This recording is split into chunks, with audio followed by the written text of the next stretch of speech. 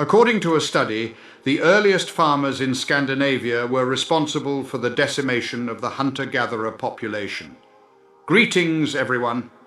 Today's video focuses on recent research indicating that the transition from hunter-gatherer to farmer populations in Scandinavia was not as peaceful as previously believed. A study published in the journal Nature utilized DNA analysis from ancient skeletal remains to reveal that Denmark experienced two significant population turnovers over the course of 7,300 years. The first occurred 5,900 years ago when farmers displaced the existing hunter-gatherer communities. The second took place 4,850 years ago when individuals with genetic ties to Yamnaya eradicated the previous farmer population. Without further delay, let us begin our discussion. Published in the esteemed journal Nature, the comprehensive study consists of 4 distinct articles. Lund University, a participant in the international research team, has contributed groundbreaking findings regarding the impact of migration on ancient societies. Through the extraction of DNA from skeletal remains and teeth of prehistoric individuals, new insights have emerged. One of the key findings of the study is the occurrence of 2 complete population turnovers in Denmark within the span of 7,300 years.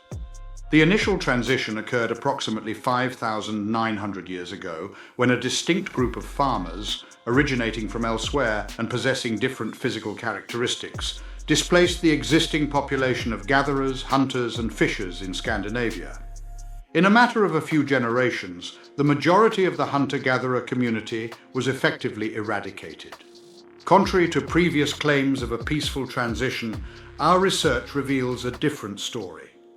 According to Anne Birgitte Nielsen, a geology researcher and the director of the radiocarbon dating laboratory at Lund University, it is highly probable that the transition was accompanied by not only violent deaths, but also the introduction of new diseases from domesticated animals, which further contributed to the demise of hunter-gatherer societies. Around a millennium later, approximately 4,850 years ago, a significant shift in population occurred as individuals descended from Yamnaya, a group of livestock herders originating from southern Russia, migrated to Scandinavia and displaced the previous farming population. This transition likely involved a combination of violence and the introduction of new diseases. These robust individuals led a semi-nomadic lifestyle on the steppes, domesticating animals and utilizing horses and carts to traverse vast territories.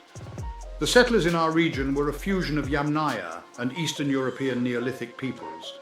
This genetic makeup remains prevalent in present-day Denmark, while the DNA profile of the initial farming population has largely vanished. Anne Birgitte Nielsen, who provided quantitative pollen data illustrating the shifts in vegetation during population changes, explains that during this period there was a swift turnover in the population, resulting in very few descendants from the previous inhabitants.